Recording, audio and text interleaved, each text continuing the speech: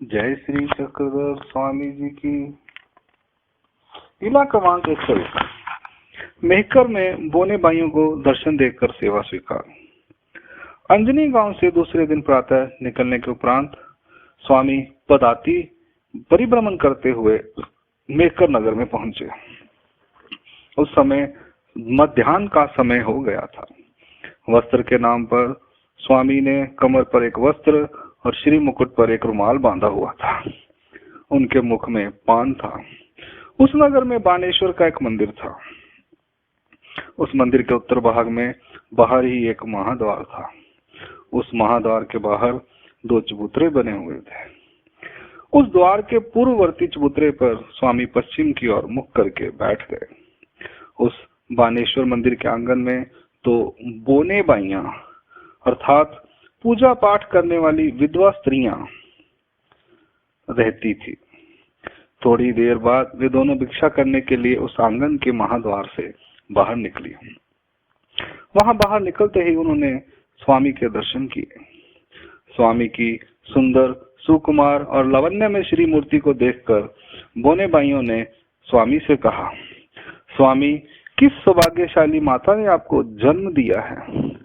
वह कैसी अभागिन थी जिसने आपकी उपेक्षा की?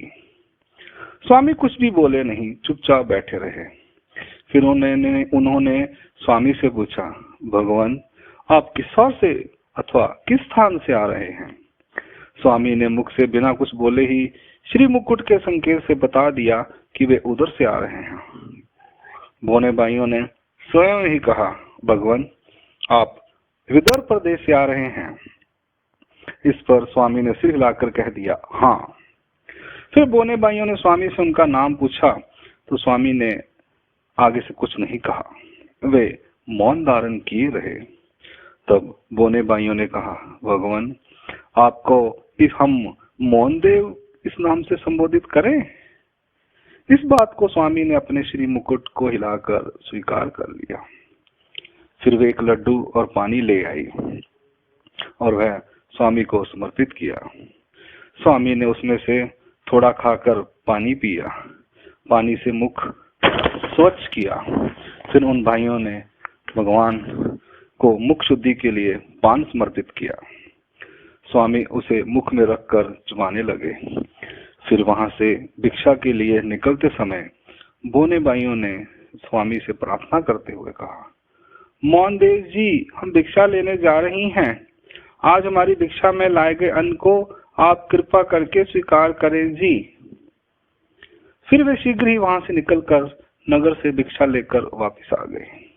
वे स्वामी को अपनी गुफा में ले गए। वहां स्वामी को आसन पर बिठाकर उन्होंने उन्हें भोजन समर्पित किया। उनकी श्रद्धा भावना को ध्यान में रखते हुए स्वामी ने भोजन किया। उसके उपरांत उन्हें बोने भाइयों ने स्वामी से प्रार्थना करते हुए विनम्र भाव से कहा, मौन देव जी, जब तक आप यहाँ हैं, हमारे यहाँ ही प्रातः काल के समय हमारे पानीपात को स्वीकार करना और भिक्षा के बाद दोपहर को भोजन भी हमारी गुफा में आकर करना। हमें अपना ही समझना, किसी प्रकार का कोई संकोच ना करना। हमें पराया मत समझना। किसी दूसरे स्थान पर जाकर भोजन ना करना। अपने श्री मुकुट को हिलाकर स्वामी ने उनकी इस प्रार्थना को स्वीकार कर लिया। वहां पास में ही भैरव का एक मंदिर था। वहां उन्होंने रात को स्वामी के सोने का प्रबंध करवा दिया। फिर वे रात को वहीं पर सोने लगे। लीला का हेतु। मेहकर में कुछ दिन निवास किया जाए, इसमें स्वामी के अनेक हेतु थे। एक तो बोने भाइयों की भाव श्रद्धा को ध्यान में रखकर भगवान उन्हें भजन क्रिया का अधिकार प्रदान करना चाहते थे।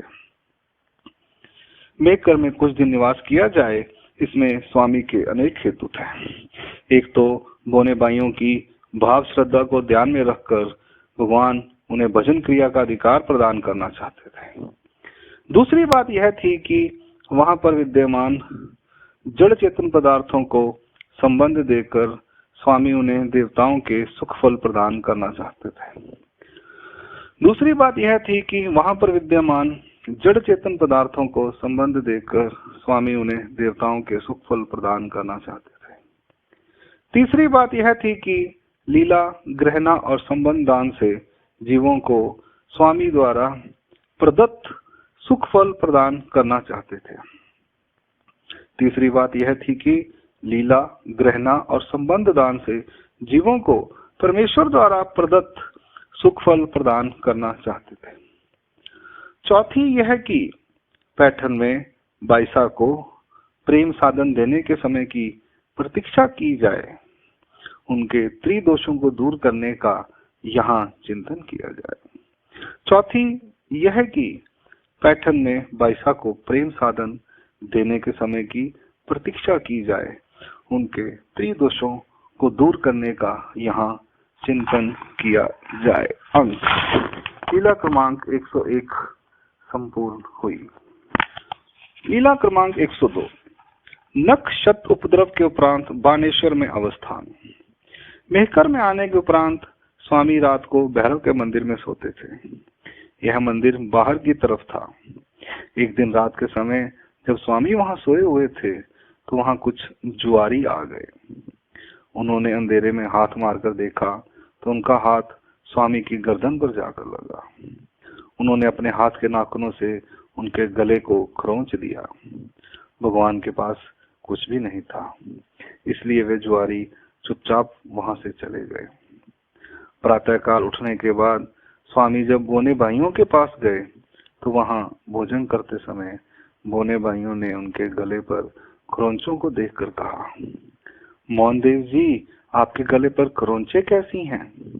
उत्तर में स्वामी ने कहा, माता, रात के समय वहां मंदिर में कुछ जुआरी आ गए थे। उन्होंने हमें लूटने का प्रयत्न किया, उसी का यह परिणाम है। इतना कहने पर स्वामी के मौन रहने की प्रवृत्ति समाप्त हो गई। इस घटना को ध्यान में रखते हुए बोने भाइयों ने बानेश्वर मंदिर के पुजारी से कहा, पुजारी जी, आप हमारे मौन देव को इस बानेश्वर मंदिर में सोने दें। इस पर पुजारी ने कहा कि यहाँ श्री मूर्ति के अलंकारों के चोरी होने का भय है। तब बोने भाइयों ने कहा कि इसकी जिम्मेवारी हम लेती हैं, जो भी हानि होगी उसकी भरपाई हम कर देंगे, इसकी चिंता मत करें। उस दिन से स्वामी उस बानेश्वर मंदिर में ही रात को निद्रा करने लगे। इस प्रकार स्वामी ने वहां 6 महीने निवास किया। मेहकर में 6 महीने का निवास है। लीला का हेतु सर्वज्ञ श्री चक्र स्वामी ने बानेश्वर जैसे स्थान को अपना संबंध देकर विशेष महत्व प्रदान किया। इस स्थान पर जो जीव जड़त्व के दुखों से संतप्त थे, उन्हें भगवान ने लीला दान से देवताओं के सुख फल प्रदान किए। सर्वज्ञ श्री चक्र स्वामी ने बानेश्वर जैसे स्थान को अपना संबंध देकर विशेष महत्व प्रदान किया। इस स्थान पर जो जीव जड़त्व के दुखों से संतप्त थे, उन्हें स्वामी ने लीला दान से देवताओं के सुख फल प्रदान किए। इसके अतिरिक्त यहाँ विद्यमान अन्य जीवों को भी उन्होंने अपने संबंध से सुख प्रदान किया। इसके अतिरिक्त यहाँ विद्यमान अन्य जीवों को भी उन्होंने अपने संबंध से सुख प्रदान किया। बोने भाई जैसे सेवकों को भजन पूजन से विशेष प्रकार का अधिकार प्रदान किया। बोने भाई जैसे सेवकों को भजन पूजन से विशेष प्रकार का अधिकार प्रदान किया। दूसरी ओर ज्वारियों जैसे नित्य नरक की ओर उन्मुख होने वाले जीवों ने स्वामी के प्रति उपद्रव करके अपने नित्य नरक के प्रसव अर्थात चाल को आगे बढ़ाया। दूसरी ओर ज्वारियों जैसे नित्य नरक की ओर उन्मुख होने वाले जीवों ने स्वामी के प्रति उपद्रव करके अपने नित्य नरक के प्रसव अर्थात चाल को आगे बढ़ाया। इससे पहले उन जीवों ने परमेश्वर मार्ग के किसी ज्ञानी और अनुसरण वाले महात्मा के ऊपर उपद्रव करके अपने प्रसव को अग्रसर किया था।